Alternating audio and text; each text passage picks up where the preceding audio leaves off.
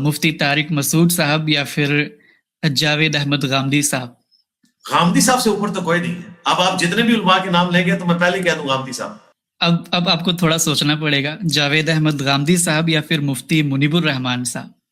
गामदी साहब, मुझे सोचना भी नहीं पड़ेगा। जावेद अहमद गामदी साहब या फिर मुफ्ती तकी उस्मानी साहब? मुफ्ती तकी उस्मानी साहब जैसे 1000 भी हो तो हमारे गामदी साहब के बराबर नहीं हो सकते।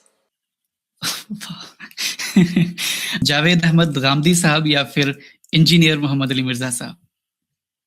यार देखिए यार सलामती है उन आंखों पे जो हिदायत पे नजरें जमाए बैठी हैं, उन कानों पे जो जिक्र खैर के मुंतजर रहते हैं, और उन कदमों पे जो हिदायत की राह पे गामजन है। बहरहाल आखिर में अली भाई हम लास्ट सेगमेंट में दाखिल होते हैं, और मैं ऐसा करूंगा कि थोड़ा माहौल को रिलैक्स करने के लिए 2 स्कॉलर्स का नाम लूंगा, आपने उनमें से एक को स्किप करना है और दूसरे को पिक करना है। किस पॉइंट ऑफ व्यू से? जस्ट आपकी पर्सनल चॉइस है। और इसमें एक और डिस्क्लेमर ये भी ऐड कर देते हैं कि जरूरी नहीं है कि आप उस आलिम से इत्तिफाक करें। तो अली भाई सबसे पहले हमारे पास यहाँ पर आलिम है मुफ्ती हनीफ कुरैशी साहब या फिर मुफ्ती फजल हमदर्द साहब? मुफ्ती फजल हमदर्द। माशाल्लाह। मुफ्ती फजल हमदर्द साहब या फिर साहिल अदीम साहब? साहिल अदीम आउट ऑफ क्वेश्चन। सुभान। साहिल अदीम साहब या फिर मुफ्ती तारिक मसूद साहब? मुफ्ती तारिक मसूद साहब। आपको पता था मेरी मेंटालिटी का, आपने तरतीब बड़ी अच्छी बनाई हुई है। ठीक है, अभी तक तो आप जीत रहे हैं जी। मुफ्ती तारिक मसूद साहब या फिर मौलाना तारिक जमील साहब? मुफ्ती तारिक मसूद साहब। यहाँ मुफ्ती तारिक, मैंने मर्जी से हट के जवाब दिया है, मुझे लगा। जी हाँ ऐसा ही है बिल्कुल। मुफ्ती तारिक मसूद साहब या फिर जावेद अहमद गामदी साहब?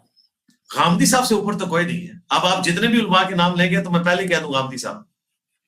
हाँ, अगर कोई आप मुर्दा उठा के ले आए ना, यदि अगर आप मुझसे पूछे गामदी साहब या मौलाना इसहाक साहब, तो मौलाना इसहाक साहब। ठीक है, नहीं अली भाई, अभी मेरे पास स्कॉलर्स के नाम है, आपको सोचने का मौका मिलेगा। गामदी साहब। जावेद अहमद गामदी साहब या फिर डॉक्टर जाकिर नाइक साहब? गामदी साहब आउट ऑफ क्वेश्चन। अब आपको थोड़ा सोचना पड़ेगा, जावेद अहमद गामदी साहब या फिर मुफ्ती मुनीबुर रहमान साहब? गामदी साहब, मुझे सोचना भी नहीं पड़ेगा। नहीं, अब तो आपको बिल्कुल सोचना पड़ेगा, क्योंकि जिस शख्सियत का मैं नाम लेने वाला हूँ मेरे ख्याल से उनके क्रेडिट को आप डिस्कार्ड नहीं कर सकते। जावेद अहमद गामदी साहब या फिर मुफ्ती तकी उस्मानी साहब? मुफ्ती तकी उस्मानी साहब जैसे 1000 भी हो तो हमारे गामदी साहब के बराबर नहीं हो सकते। अली भाई, इतनी गामदी साहब से मोहब्बत, इसके पीछे राज क्या है? आपने मुफ्ती तकी उस्मानी साहब की इस्लामिक बैंकिंग, गामदी साहब से इल्मी मोहब्बत है ना, इसलिए जी। हाँ, बाकी आपने जितने उलमा लिए नाम, उनमें तकी उस्मानी साहब को मैं टॉप पे समझता हूँ बाकी सारे उलमा की निस्बत। मौलाना इसहाक साहब का आपने नाम नहीं लिया, मेरे ख्याल आप जिंदा उलमा के नाम ले रहे थे। जी जी, तो, ऐसे ही। उसकी वजह यह है कि गामदी साहब का अकीदा तौहीद जो है ना जी, वो इन सब उलमा से बेहतर है। इन सब के अकीदा तौहीद में करप्शन है। तकी उस्मानी साहब देवबंदी है ना, अल मुहन्नत को डिफेंड करते हैं, कब्रों से जायज तरीके से फैज लेने के कायल है वो, लेकिन गामदी साहब कब्रों से जायज तरीके से फैज लेने के कायल नहीं है। तो तौहीद सबसे सेंसिटिव चीज है। आप देखें, नासबियत के मामले में मैं गामदी साहब से शदीद इख्तलाफ रखता हूं, और मेरे मुमिन होने की दलील ये है कि मैं तौहीद को पहले नंबर पे रखा हूं, क्योंकि मैं मुआविया रसूल पार्टी नहीं हूं ना, मैं मोहम्मद रसूलुल्लाह पार्टी हूं। तो चूंकि तौहीद मेरे लिए ज्यादा सेंसिटिव है, इसलिए मैंने पहले नंबर के ऊपर गामदी साहब को रखा है। हालांकि मेरे ख्याल में गामदी साहब को जिस तरीके से घेर घार के एक नासबियत का झंडा पकड़ाया जा रहा है, इंतहाई उनके करीबी लोगों ने भी मुझे कहा, इनके हम उम्र लोग भी, उन्होंने कहा कि यार आप इनको समझाएं। मैंने कहा इंशाल्लाह समझ आ जाएगी, उनके स्टूडेंट्स को भी आ रही है, उनको समझ आए ना आए, हम तो दलाइल सामने रख रहे हैं अल्हम्दुलिल्लाह। तो मेरे लिए अकीदा तौहीद पहले नंबर पे सेंसिटिव चीज है। दूसरे नंबर पे अकीदा खत्म नबूवत है। अकीदा खत्म नबूवत के पॉइंट ऑफ व्यू से भी, चूंकि चिश्ती रसूलुल्लाह, थानवी रसूलुल्लाह के पॉइंट ऑफ व्यू से गामदी साहब जो है वो एक स्ट्रिक्ट अकीदा रखते हैं, और जो मैं समझता हूँ अकीदा रखना चाहिए। कश्फ इल्हाम के एतबार से भी वो वही अकीदा रखते हैं जो मेरा अकीदा है कि नबी इस्लाम की वफात के बाद मुबशरा जो बुखारी मुस्लिम में है, ख्वाब के सिवा और कोई बॉन्ड नहीं है। तो अकीदा है खत्म नबूवत के पॉइंट ऑफ व्यू से भी मैं उनको कैटेगराइज करते हुए इस वजह से ऊपर लेके आता हूं।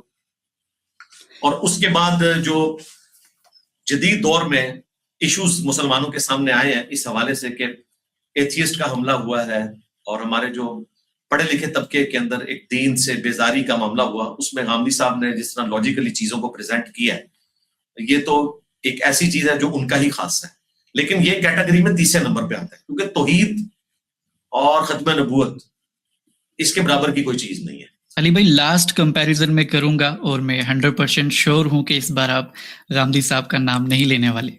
जावेद अहमद गामदी साहब या फिर इंजीनियर मोहम्मद अली मिर्जा साहब? यार देखिए यार जी इस पे इंजीनियर मोहम्मद अली मिर्जा। सुभान अल्लाह, मैं एक्सपेक्ट यही कर रहा था। मैंने अर्ज़ किया था कि मैं उनसे बड़ी मोहब्बत करता हूँ। वो अपनी तरफ से मुखलिसाना तौर पर दीन की तबलीग और दावत का काम कर रहे हैं, लोगों को तालीम दे रहे हैं। मेरे उनके मिनहाज में बहुत फ़र्क है। उनका मिनहाज सलफ़ी मिनहाज है। सलफ़ी मिनहाज इताअत महज़ का मिनहाज होता है, वो फ़िक़्ह व तदब्बुर का मिनहाज नहीं होता। उसमें वो अपनी बात अपने तरीके से बयान करते हैं, उसमें लोगों की बहुत कुछ इस्लाह भी होती है और हुई है। गामदी साहब अगर इमाम हनीफा, इमाम शाफई, इमाम मालिक, आम बिन हंबल के ज़माने में होते तो ये अहले सुन्नत के 5वें इमाम होते। ले जी, आपके कैमरे में मैंने नई बात कर दी। हाल ही में इंजीनियर मोहम्मद अली मिर्ज़ा साहब ने जनाब जावेद अहमद गामदी साहब के हवाले से ये फरमाया कि अगर गामदी साहब 2री या फिर 3री सदी हिजरी में पैदा होते तो वो आइम्मा अरबा के बाद 5वें बड़े इमाम होते। और मज़ीद उन्होंने ये भी कहा कि ये 5वां भी मैं एहतराम की वजह से कह रहा हूँ, वरना अगर गामदी साहब के इल्मी लेवल को देखा जाए, उनकी रीजनिंग कैपेबिलिटीज़ को देखा जाए, तो मैं ये बात कहने में भी आर महसूस नहीं कर रहा कि वो उम्मत के एक बहुत बड़े इमाम होते। तो सबसे पहले तो मैं इस पर आपके तासुरात जानना चाहूँगा और साथ में ये भी जानना चाहूँगा आपसे कि चूँकि आपका भी जो ताल्लुक़ रहा है वो हमारी देवबंदी रवायत से रहा है, जहाँ पर बहुत बड़े बड़े स्कॉलर्स पैदा हुए, उनके काम को भी आपने देखा होगा। पूरी उम्मत का काम, पूरी उम्मत की किताबें, जो बड़े बड़े स्कॉलर्स हैं उनकी किताबें उन आपकी नज़रों से गुजरी होंगी। तो आपके एतबार से जो इंजीनियर साहब की ये स्टेटमेंट है वो किस हद तक दुरुस्त है? जी, बहुत शुक्रिया जनाब। सबसे पहले तो आपने जनाब इंजीनियर साहब का एक ज़िक्र किया, यहाँ पे मैंने उनकी पूरी गुफ्तगू उनके कॉन्टेक्स्ट में नहीं सुनी, इसलिए जो आप बयान कर रहे हैं उसी को सामने रख के मैं कुछ अपने हासिलात तालिब इल्माना गुज़ारिशात पेश कर देता हूँ। सबसे पहले तो इनायत है हर इंसान की जो हुस्न ज़न रखता है गामदी साहब से और बाकी भी जितने उलमा हैं उनसे, अल्लाह ताला ये मुस्बत ज़ाविया नज़र उनको जिस तरह गामदी साहब के बारे में है, बाकी जो बड़े उलमा गुज़रे हैं और बड़े लोग जिन्होंने काम किया है उनके बारे में भी इसी दर्जे हुस्न ज़न कायम रखें। और यही हमारे यहाँ सताइश होनी चाहिए, ये इल्म की सताइश है शख्सियात से बढ़ के। असल में एक शख्स जब इल्म की दुनिया में कंट्रीब्यूट करता है और कोई शख्स उसकी पजीराई करता है तो ये असल में इल्म के साथ अपनी हमाहंगी, अपने ताल्लुक़, अपनी वाबस्तगी और उसकी पजीराई होती है, शख्सियत महज ज़ेर बहस नहीं होती। ताहम इसमें चंद चीज़ें हैं जो मैं आपके सामने पेश कर देता हूँ। एक तो ये है कि हमारी उम्मत में जो 4 इमामों का सिलसिला है जिनकी शोहरत बहुत ज़्यादा हो गई, ये तो वाक़ई है कि ये चारों हज़रात बहुत बड़े हज़रात थे, इन्होंने दीन की बड़ी खिदमत की है, एक पूरी की पूरी अप्रोच दी है, फ़िक्र दी है, होलिस्टिक पर्सपेक्टिव दिया है। और प्रिंसिपल्ड अप्रोच जब दी जाती है तो ज़ाहिरी बात है वो फिर एक कंसिस्टेंट फ्रेमवर्क रखती है, उसके ऊपर मज़ीद काम भी होता है।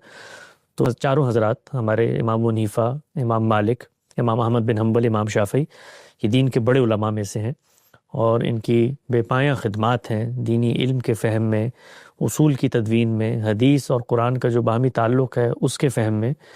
ताहम उम्मत के अंदर जो इन 4 मकातब फ़िक्र की पजीराई है वो खालिसतन या महज इस इल्मी कंट्रीब्यूशन की तन्हा वाबस्तगी की वजह से नहीं है। अगर आप गौर करें तो दुनिया भर में बहुत सारे अफ़कार पैदा होते हैं और वो अफ़कार अपने अंदर बड़ी जाज़िबियत, बड़ी गहराई, बड़ी मानवियत भी रखते हैं, लेकिन उनका शुयू और फ़रोग़ इसके पस मंज़र में कुछ दीगर अवामिल हैं जो कार फरमा होते हैं। बसा औक़ात सियासी अवामिल होते हैं, बसा औक़ात समाजी अवामिल होते हैं, बसा औक़ात एक तारीख़ी अमल होता है जिसके नतीजे में इन चीज़ों का शुयू हो जाता है। मिसाल के तौर पर आप ये देखिए ना, जो चारों ही हमारे यहाँ फ़िक़्ह है, इन चारों के शुयू के पस मंज़र को अगर आप जानें तो आपको मुजर्रद इल्म से हट कर और बहुत सारी ऐसे पहलू मिलेंगे जो महज किसी साहिब फ़िक्र के यहाँ अगर मौजूद हों तो उसका शुरू हो जाएगा। मसलन देखिए, सिराजुल अइम्मा इमाम हनीफा ان کے اپنے دور میں بہت سارے اہل علم موجود ہیں، امام اوزاعی موجود ہیں، سفیان ثوری موجود ہیں، اور بے شمار لوگ ہیں جو بہت اعلیٰ درجے کا علم رکھتے ہیں اور ان کے معاصرین میں سے ہیں. لیکن ہم یہ جانتے ہیں کہ عباسی جو مملکت تھی اس نے اپنے اسٹیٹ لاء کے لیے اور اپنی ریاست کے نظم و نسق کے لیے جو قانون بنانا تھا اس کے لیے حنفی فقہ کو اپنایا. اور حنفی فقہ تو اس وقت اس طرح سے مدون مرتب نہیں ہوئی تھی. امام حنیفہ ہی کے شاگرد قاضی ابو یوسف کو پہلا قاضی القضات چیف جسٹس مقرر کر دیا. اس کے نتیجے میں اسٹیٹ کی سطح پر ایک نقطہ نظر کی پذیرائی اور ایک بیکنگ شروع ہو گئی. اس کے بعد پھر ایک تاریخی عمل ہوتا ہے. جب آپ اس سطح پر پہنچتے ہیں تو پھر وہی قانون اطلاقات میں ڈلتا ہے، اس پہ نئی نئی تحقیقات ہوتی ہیں، کرتے کرتے کرتے اس کا شیوع ہو جاتا ہے. تو حنفی فقہ کے شیوع کی ایک بڑی وجہ وہ خلیفہ منصور کے زمانے میں قاضی القضات بنا دینا ہے جناب امام قاضی ابو یوسف کو. اور پھر اس کے بعد یعنی اس میں یہ چیز زیر بحث نہیں کہ اپنے علم کے اندر کوئی کمی رکھتی تھی، نہیں، اس کا شیوع، اس کی دنیا بھر میں پذیرائی، اس کے پس منظر میں یہ کچھ سیاسی محرکات ہیں. پھر جب یہ قاضی القضات بنے آپ تو اس کے بعد 20 نہیں بلکہ سینکڑوں قضات کی تعیناتی ہے. پھر ان قضات کو فیصلے دینے، اس کے لیے قانون کو یونیفارم کرنا ہے. تو اس پس منظر میں پھر ڈیولپمنٹ کا عمل ہوتا چلا جاتا ہے. اسی طریقے سے آپ یہ دیکھیے کہ امام مالک ہیں، تو امام مالک اگرچہ خود تو مدینہ میں ہیں لیکن ان کا جو اصل شیوع ہے وہ اندلس میں ہوا ہے. مغرب کی جو سلطنت مسلمان جب یہاں سے نکلے ہیں، الجزائر اور یہ مراکش اور تیونس، یہ والے جو علاقے ہیں اسپین، تو یہاں پر جب مسلمان گئے ہیں، اموی گئے ہیں، تو ان کو اپنی ایک وابستگی اپنی اصل کے ساتھ رکھنی تھی. اور وہ وابستگی اس سے زیادہ مضبوط نہیں ہو سکتی کہ جہاں پر پیغمبر صلی اللہ علیہ وسلم کے آخری ایام گزرے ہیں وہ مرکز جو اس سے پہلے مسلمانوں کا دارالخلافہ تھا، اس کے اندر موجود ایک ایسے مفکر کی فقہ کو اپنایا جائے جس سے مرکز کے ساتھ اپنا تعلق بھی استوار رہے. اور وہ لوگ بھی وہیں سے نکل کے گئے ہوئے تھے. تو اس وجہ سے مدینے کے اندر فروغ پانے والی ایک فکر جس کی بنیاد عمل اہل مدینہ پر ہے، اور ایک ریاست جو اس سے بالکل ہٹ کر ایک بالکل دنیا کے دوسرے کنارے میں بنی ہے، وہ مرکز کے ساتھ اپنا تعلق استوار رکھنا چاہتی ہے. تو اس پس منظر میں بھی یعنی صرف یہ چیز نہیں، اور بھی بہت سارے محرکات، خود علم، خود وہاں سے جو لوگ ہجرت کر کے گئے ہیں ان کی مدینے سے وابستگی، ان کے امام مالک کے شاگردوں کے ساتھ تعلق، اس سے سیکھنا، سارا عمل ہو رہا ہوتا ہے. کہنے سے مراد یہ ہے کہ یہ محض کسی ایک کتاب کو پڑھ کر معاملہ نہیں ہوتا ہے، کسی صاحب علم کی محض فکری رسوخ کی بنیاد پر اس کو سماجی سطح پر یا عالمی سطح پر یہ امامت اور قیادت حاصل نہیں ہو جاتی.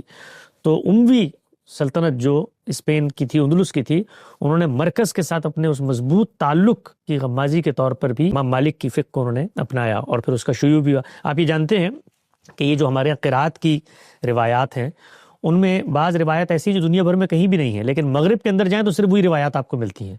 اور اس کی وجہ کیا ہے؟ اس کی وجہ بھی یہی ہے کہ وہاں پر قاضیوں نے یہ فیصلہ دے دیا تھا، کیونکہ وہ کچھ ایسے قضات گزرے ہیں جو امام مالک کے شاگردوں سے متاثر تھے کہ اب انہی کی قرات یہاں پہ پڑھی جائے گی، تو اس کے نتیجے میں وہاں پر وہ قرات عام ہو گئی. امام شافعی کا معاملہ دیکھیے. امام شافعی دین اسلام کے ابتدائی علماء میں سے ہیں، یعنی وہ علماء جنہوں نے اصول کے علم کی تدوین کی ہے ایک لحاظ سے. لیکن جب وہ مصر گئے ہیں، وہاں پر ظاہری بات ہے مصر ایک عالمی تجارتی مرکز ہے، وہاں پر ان کی فکر کو قبولیت ہوئی ہے. پھر وہی قافلے ہیں، وہی تجار ہیں جو وہاں سے نکل کے دنیا بھر میں گئے ہیں.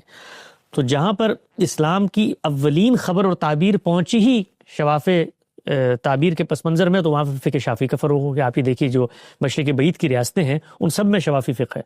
تو اس میں بھی کیا تھا کہ ان کا ان باقی جو جتنی فقہ موجود ہیں ان کے ساتھ کوئی انٹروڈکشن ہی نہیں ہے. اور وہاں کے جو متوول حضرات ہیں، تجار ہیں، جن کے عالمی روابط ہیں، ان میں ایک اثر رسوخ پیدا ہوا ہے. اس کے نتیجے میں جو تجارت ہوئی ہے اور وقت گزرا ہے تو وہاں پر اس فقہ کا شیوع ہو گیا ہے. اس طرح امام احمد بن حنبل کو دیکھیں، یعنی ان کے دور کے اندر جو ان کے ساتھ معاملات رہے، وہ درجہ تو نہیں ہے ان کے علم کی پذیرائی کا، لیکن ایک محرومی، ایک ان کے ساتھ زیادتی کا ایک نیریٹو ہے، ایک جذباتی وابستگی ہے، جس کے نتیجے میں بھی ان کی جو فقہ ہے اس کو شیوع ہوا، اس کو لوگوں نے قبول کیا. تو کہنے سے مراد یہ ہے کہ ہماری امت کے اندر یہ جو ائمہ حضرات کا شیوع ہے یہ خالص علم کے پس منظر میں نہیں ہے. علم کو اپریشیٹ کرنے والے لوگ بہت کم تعداد میں ہوتے ہیں، کیونکہ علم اپنے لیے ایک بڑی سنجیدگی، بڑا وقار، بڑا استدلال کا ایک بالکل تانا بانا اور ایک بنت رکھتا ہے. تو ہماری سوسائٹی کا، دنیا بھر کی کوئی بھی سوسائٹی، اس کے اندر خالص اس انداز میں چیزوں کو پرکھنے والے لوگوں کی تعداد 5-10% سے زیادہ نہیں ہوتی. میں اسی پس منظر میں سمجھتا ہوں کہ غامدی صاحب کو بڑا یہ ٹریبیوٹ ہے اگر ان کو اس کیٹیگری میں لوگ رکھتے ہیں، لیکن غامدی صاحب کا جو فکر کا شیوع ہے، میں اس کو اگر غیر جانبداری سے دیکھوں تو اس میں بھی بہت سارے حالات اور واقعات کا تعلق اور دخل ہے. یعنی جس دور میں یہ فکر سامنے آئی ہے، جو چیلنجز مسلمانوں کو درپیش ہیں، جس پس منظر میں یہ ان سوالات کا جواب دے رہی ہے، اس کے اندر اس کا ایک شیوع ہے، ایک تعارف پیدا ہو گیا. اگر یہ سب کچھ نہ ہوتا تو آپ یقین جانیں کہ غامدی صاحب کی فکر محض چند کتابوں تک محدود ہوتی، جو 2-3-4 صدیاں گزرنے کے بعد شاید کوئی تاریخ کی ہستیوں میں ان کا شمار ہو رہا ہوتا، لوگ ان کو نکال کے ان کے استدلال پڑھا رہے ہوتے. بہت سارے ایسے علماء گزرے ہیں جن کو بعد میں وہ ریلیونٹ مقام حاصل ہوا. اس کی سب سے عمدہ اور نمایاں مثال جناب امام ابن تیمیہ ہے. ابن تیمیہ کے ساتھ جو کچھ ان کے عہد میں ہوا ہے، اس کی اگر آپ داستان پڑھیں تو رونگٹے کھڑے ہو جاتے ہیں. اور یہ واقعہ ہے کہ پوری دین اسلام کی جو علم کی روایت ہے 1400 سال کی، اس کے ذروۂ سنام یعنی اس کے پینیکل پر کھڑی ہوئی ایک شخصیت ہے جس نے بالکل تاریخ کا دھارا موڑ دیا ہے. خود جو دوسری بڑی شخصیت ہے جنہوں نے دین کی تفہیم میں ایک نئی تعبیر پیش کی ہے، ایک نئی روشنی دی ہے، جناب ہمارے امام محی الدین فرائی صاحب، وہ خود ابن تیمیہ ہی سے انفلوئنس ہیں. شاہ ولی اللہ محدث دہلوی وہ خود امام ابن تیمیہ سے انفلوئنس ہیں. تو ابن تیمیہ کی مثال سب سے نمایاں ہے کہ ابن تیمیہ علم کا اس قدر گہرا رسوخ، پس منظر اور مجتہدانہ بصیرت رکھنے کے باوجود ہم یہ دیکھتے ہیں کہ 600-700-800 سال تک دنیا کے اندر اپنے اس مقام سے محروم رہے. اور پھر واقعہ یہ ہے کہ جس وقت اقتدار ملا ہے ان کے ماننے والوں کو سعودی عرب میں، اس کے بعد ایک فروغ کا سلسلہ شروع ہوا. خود آپ یہ دیکھیے کہ ابوالکلام آزاد نے لکھا ہے، غالباً تذکرہ میں لکھا ہے کہ یعنی ہندوستان کے اندر لوگ نام لینا پسند نہیں کرتے تھے امام ابن تیمیہ کا، یعنی ایک دشنام ترازی کے ساتھ نام لیا جاتا تھا. پہلی دفعہ ان علماء نے ان کی اس مسائی اور خدمات کو ہندوستان کے علم کے ساتھ متعارف کروایا ہے. تو کہنے سے مراد یہ ہے کہ جو حالات جن میں غامدی صاحب کی فکر سامنے آئی ہے، مثال کے طور پر اگر یہ جو دین کی تعبیرات میں سے فقہی تعبیر کے حاصلات ہیں مسلح جدوجہد کے پس منظر میں، یہ زمین پر اس طرح چیلنج نہ بنے ہوتے، افغانستان کے اندر یہ صورتحال نہ ہوتی، اس سے پہلے جو خود دنیا کے اندر یہ جو دینی سیاسی تحریکیں اٹھیں یہ نہ ہوتی، تو غامدی صاحب کی فکر محض ایک فلسفے کی حد تک کتابوں کے اندر پڑھائی جانے والی چیز ہوتی. لیکن اصل میں حالات نے اس کو ریلیونٹ کر دیا. یعنی جس دور میں وہ یہ گفتگو کر کے تعبیر پیش کر رہے ہیں، وہ جو عملی چیلنجز ہیں وہ ان کو کاؤنٹر کر رہی ہے. تو اس وجہ سے اس فکر کا شیوع ہو گیا، اس فکر کی ایک ریلیونسی سامنے آ گئی. اسی طریقے سے آپ دیکھیے مسلمانوں کو دنیا میں غلبہ حاصل تھا بڑے لمبے عرصے تک. جس دور میں غامدی صاحب گفتگو کر رہے ہیں وہ مسلمانوں کی زبوحالی کا، مسلمانوں کے اقتدار چھن جانے کا بالکل آخری دور ہے. یعنی اس کے اندر ہمیں مغرب نے باجگزاری کے طور پہ چند ریاستیں دی ہوئی ہیں جس میں ہمارا اقتدار قائم ہے، اور وہاں پر بھی جہاں کوئی آواز اٹھاتے ہیں، کوئی حق کی بات کرتے ہیں تو ہمارے ساتھ وہ ہوتا ہے جو ہم دنیا دیکھتی ہے. تو اس محرومی میں بہت سارے چیلنجز ہیں جن سے خود مسلمان داخلی طور پر ہمکنار ہیں. تو ان چیلنجز کا جواب کون دیتا ہے؟ وہ غامدی صاحب دیتے ہیں. پھر اس دور کے اندر علم کا شیوع ہوا، یعنی وہ علم کی باتیں جو پہلے ایک اعلیٰ سطح کی ذہانت تک پہنچتی تھی، براہ راست عام لوگوں تک اس کی رسائی ہوگی. پہلے تو کوئی خاص طرح کا ذہن ہوگا، وہ جائے گا مسجد مدرسے میں رہے گا، علماء سے سیکھے گا. یہ جو میڈیا کا ایک پورا کا پورا انقلاب آیا، اس سے افکار دنیا بھر میں پہنچ گئے، یعنی ہر شخص ہر بات سننے کے قابل ہو گیا. تو اس کے نتیجے میں خود مسلم جو تہذیبی روایت اور داخلی افکار ہیں ان کو چیلنجز کا سامنا کرنا پڑا. اور پھر الحاد کا ایک بہت بڑا چیلنج، مذہب اسلام پر بڑے پیمانے پہ اعتراضات. تو اس پس منظر میں جب وہ جوابات دیتے ہیں تو وہ ریلیونٹ ہو جاتے ہیں. تو مجھے یہ لگتا ہے کہ اگر یہ تاریخی منظرنامہ سامنے نہ ہوتا اور اس طرح سے میڈیا کے ذریعے آواز پہنچانے، خود غامدی صاحب نے اس کو بہت اچھے اور مؤثر طریقے سے استعمال کیا، ان کے اداروں نے، ان کے ساتھیوں نے، کہ ان کی آواز کو دنیا بھر تک پہنچایا جائے. تو تاریخی عمل، حالات و واقعات، زمانی امکانات، یہ سب مل کر کسی فکر کے شیوع کا باعث بنتے ہیں. وہ فکر اپنی ذات میں بہت بہت گہری فکر ہو لیکن اس کا شیوع نہیں ہو سکتا. آپ اس کی سب سے عمدہ نمایاں مثال یہ دیکھیے کہ سیدنا مسیح علیہ السلام جب دنیا میں تشریف لائے ہیں تو وہ تو خدا کے پیغمبر ہیں، ان کے استدلال سے مضبوط استدلال کس کا ہوگا؟ لیکن اس کو چند لوگ میلے قبول کرنے والے، وہ چند حواری ہیں. اچھا، وہ چند حواری بھی اپنے اس پیغمبر کی جس کی تائید میں کھڑے ہیں اس کے اوپر حملہ ہونے سے نہیں بچا سکے. اللہ تعالیٰ نے وہاں پہ انٹرفیئر کیا، لیکن وہ وہاں سے نکلے ہیں. نکل کر وہ دعوت کرتے کرتے رومی سلطنت تک پہنچی، انہوں نے قبول کیا ہے. تو اس کے بعد آپ نے دیکھا کہ مسیحیت کا دنیا بھر میں کس طرح شیوع ہوا، فروغ ہوا. تو یہ پہلو ہوتے ہیں جس وجہ سے کسی فکر کو شیوع حاصل ہوتا ہے. خالص علم کی بنیاد پہ آپ دیکھیں تو مجھے یہ لگتا ہے کہ جو ہمارے مسلمانوں کی تہذیبی روایت ہے، علمی روایت ہے، اس کے اندر آپ چند بڑے لوگوں کا انتخاب کریں تو یہ بات ٹھیک ہے. اس میں کوئی تردد نہیں ہے کہ غامدی صاحب اسی قبیل، اسی قافلے کے تسلسل میں کھڑی ہوئی ایک شخصیت. آپ دیکھیں ہمارے عزیز دوست مولانا عمار خان ناصر بڑی غیر جانبداری سے، بڑی جس کو آپ کہتے ہیں دیانتداری سے وہ تحقیق کرتے ہیں. انہوں نے کتاب لکھی قرآن و سنت کا باہمی تعلق، اور جو سب سے بڑے سوالات ہیں فہم دین کے باب میں، اس پہ جو نمائندہ نقطہ نظر ہیں ان کو انہوں نے ترتیب سے پیش کیا ہے. وہ امام شافعی سے اس کا آغاز ہوتا ہے، پھر اس کے اندر احناف آتے ہیں، اور پھر کرتے کرتے شاطبی، اور پھر آگے جا کے ہمارے قریب عہد دور کے اندر شاہ ولی اللہ کی فکر. اور اس کے بعد انہوں نے جس چیز کو ساتھ رکھا ہے وہ جناب جاوید احمد غامدی صاحب کی فکر ہے. اصل میں تو مولانا فراہی کی فکر ہے، لیکن مدرسہ فراہی کا ایک تسلسل یا نمائندگی جاوید احمد غامدی صاحب کے سپرد ہوئی ہے، وہی اس کو اس وقت دنیا میں لے کے چل رہے ہیں. تو اس پس منظر میں آپ دیکھیں تو ائمہ کا فروغ تو ہوا ہے باقی کافی عوامل کے پس منظر میں، لیکن جو خالص علم کی دنیا ہے اس کے اندر غزالی ہیں، اس کے اندر ابن تیمیہ ہیں، اس کے اندر شاہ ولی اللہ ہیں، اس کے اندر یہ باقی حضرات بھی ہیں. اس تسلسل میں یہ کہنے میں کوئی دقت اور آر نہیں ہونی چاہیے کہ پورا منہاج ہے جس کی بنیاد غامدی صاحب نے رکھی ہے، اور صوفی منہاج اور فقہی منہاج اور سلفی منہاج کے بعد یہ فراہی منہاج ہے جو ایک پوری کی پوری دین کی ہولسٹک تعبیر دیتا ہے، اصل سے فرع تک ایک مربوط نظام فکر دیتا ہے، جس نے دین کو عام آدمی سے متعلق کر دیا ہے، اپنے عہد کے بڑے چیلنجز کا بھی جواب دیا ہے، اور خود اس دین کی حقانیت، اس پر ہونے والے اعتراضات ان کو بھی رفع کیا ہے. اور ہمیشہ کوئی بھی فکر اور تعبیر اس وقت تک لوگوں میں جگہ نہیں بنا پاتی جب تک وہ لوگوں کے مسائل حل نہیں کرتی. یہ چیز بڑی اہم ہے، سمجھنے کی ہے. اور ہمارے پس منظر کے اداروں میں یہ بہت بحث ہوتی رہتی ہے کہ ہم تو خالص علم کے لوگ. علم بنتا تب ہے علم جب وہ زندگی کا مسئلہ حل کرتا ہے. یعنی علم کی انسان کو کوئی ضرورت نہیں تھی، علم پیدا ہی اس لیے کیا جاتا ہے کہ وہ انسان کی جو عملی مشکلات ہیں ان کو دیکھیں. سائنس کا علم بھی اسی لیے پیدا ہوا ہے، یعنی اس کے نتیجے میں راحت رسانی ہوئی ہے، تبھی وہ ریلیونٹ بنا ہے، تبھی اس کے نتیجے میں آج لوگ اس کے اوپر انویسٹ کرتے ہیں، لوگ اس کے ساتھ جیتے ہیں، اس پر مزید غور و فکر کرتے ہیں. اور فلسفہ کیوں فیل ہو گیا؟ اس لیے کہ اس نے عملی افادیت کی جگہ پر زمین پر اتر کر لوگوں کے لیے کچھ نہیں کیا. وہ چند لوگ ایک ڈرائنگ روم میں بیٹھ کر عالم مثال اور عالم خیال کی باتیں کرتے چلے جائیں، کوئی بھی چیز جو عام آدمی سے متعلق نہ ہو اس وقت تک اپنے برگوبار اور ثمرات نہیں لا سکتی. تو غامدی صاحب کی فکر کو یہ اگلا مرحلہ بھی حاصل ہوا کہ جہاں خالص علم پیدا ہوا، وہ علم عام آدمی تک پہنچا، اور اس عام آدمی نے اس سے استفادہ کیا، اور اس کے نتیجے میں اس کی جو الجھنیں تھیں، یہ راحت رسانی کو لوگ عام طور پہ اس پس منظر میں لیتے ہیں کہ دین کو آسان کر دیا، مشکل کر دیا. نہیں، اس پس منظر میں نہیں، خالص دین کو جو ان کے نزدیک خالص تک پیش کیا، اس کے نتیجے میں لوگوں کو ریلیف ملا. اور یہ ریلیف ایسا نہیں ہے کہ کوئی شخص اپنی ذات سے آ کر دے رہا ہے، یہ اللہ کے دین میں یہ ریلیف موجود تھا. اور ہمیشہ جو مذہبی طبقات بنتے ہیں، خود ہمیں انبیاء کی تاریخ یہ بتاتی ہے کہ وہ اسر و اغلال خود دین اور شریعت کے اوپر ڈال دیتے ہیں. تو پیغمبر جب آتے ہیں وہ اسی کی تجدید کرتے ہیں، اسی کی کانٹ چھانٹ کرتے ہیں، اسی کو صاف کرتے ہیں، اسی کو اعلی شوز الگ کرتے ہیں.